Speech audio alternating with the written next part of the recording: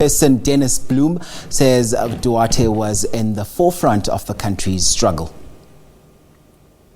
And we will be bringing you that a bit later on in the program as we continue to get reaction to the passing of the now late ANC DSG. We now bring in, of course, SABC News political editor Mzwandile Mbeje, who joins us now. Thank you so much for your time, Mzwai.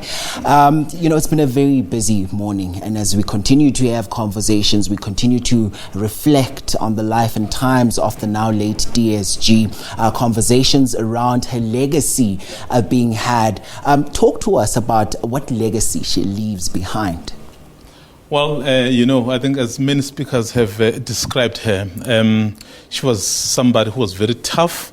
She was somebody who even took on the media. In fact, as one of our own, Samuel Maseko was crossing, I remembered that as Samuel is standing there at the house, she is actually the one who gave her the title Lord of the Media. You remember that? I remember the press briefing. Yes, because that's the character and the fiery nature of Jessie Duarte. So she was not happy about what was happening at the time. She felt the media was not fair to her. And then she said, you can't behave like this. You think you know everything. So that is the kind of a person she was. Even Bantu Olomisa, the general now, has just said, you remember, she once attacked me.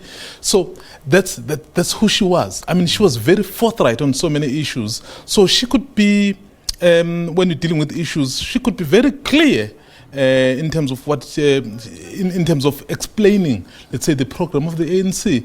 But as you've heard, she also was very passionate about women issues. I think the former deputy president also mentioned that. So she was very, very passionate. So this is the person who really touched on so many areas. Yes, there were things that may not have been so good, perhaps said about her. You remember the issue, I think, of was it the car when she was the MEC and the license? So those are all things that we can't leave out, because at the end of the day, when we reflect on an individual, we must be as honest as possible.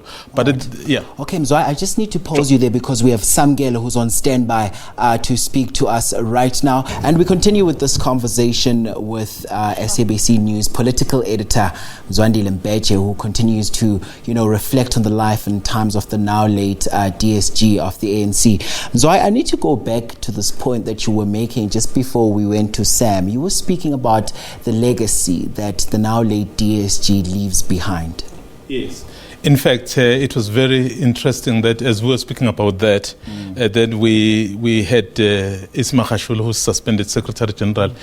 I mean, basically, they were deputizing each other. So Jessie was the deputy to Isma Khashul, and both of them were not obviously in office due to different reasons. So we know with Jessie, she was sick, and then Makhashule, by virtue of being charged, so he had to step aside. So, but interestingly, is that this the death of Jessie Duarte has basically brought what you would call the warring parties in the ANC. There is declared or undeclared, but you and I know there are those who would want to call themselves RET forces, and those ones who would want to perhaps call themselves, I don't know whether they are being called the New Dawn or those who are aligned to the current president. So here is someone who's able to bring those people together. I mean, in some instances, if it were one of the people who had passed on, you would see just one faction being the one that is able to express freely how they felt.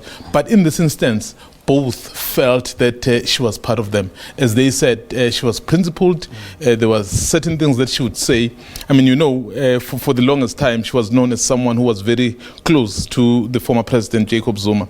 But as time went on, so because she was the Deputy Secretary General of the ANC, so she had to articulate the decisions of the ANC currently led by Cyril Ramaphosa. So that is the kind of a person she was. So as you can see, how she's bringing those people together. Indeed.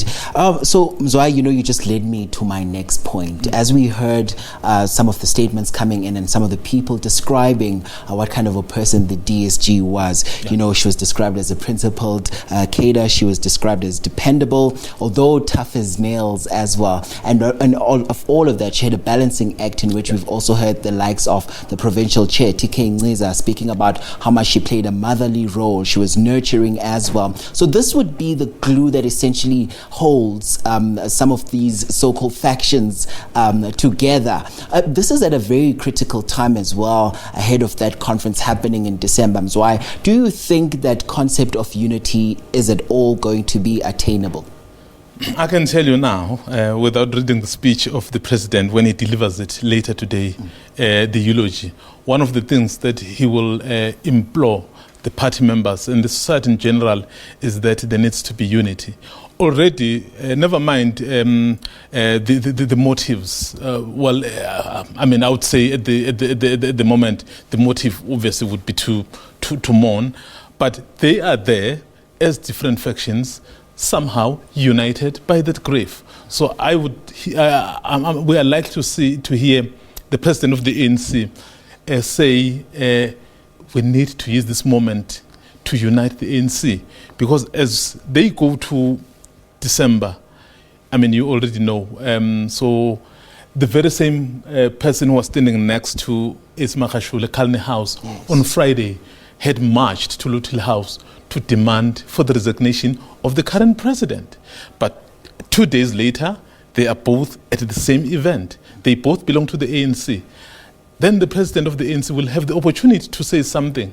And I can tell you, he will say unity is what is needed. And of course, Jessie, the fact that she's able to unite them in the grief, that is what they want to work on, because the ANC conference in December appears very divisive at the moment.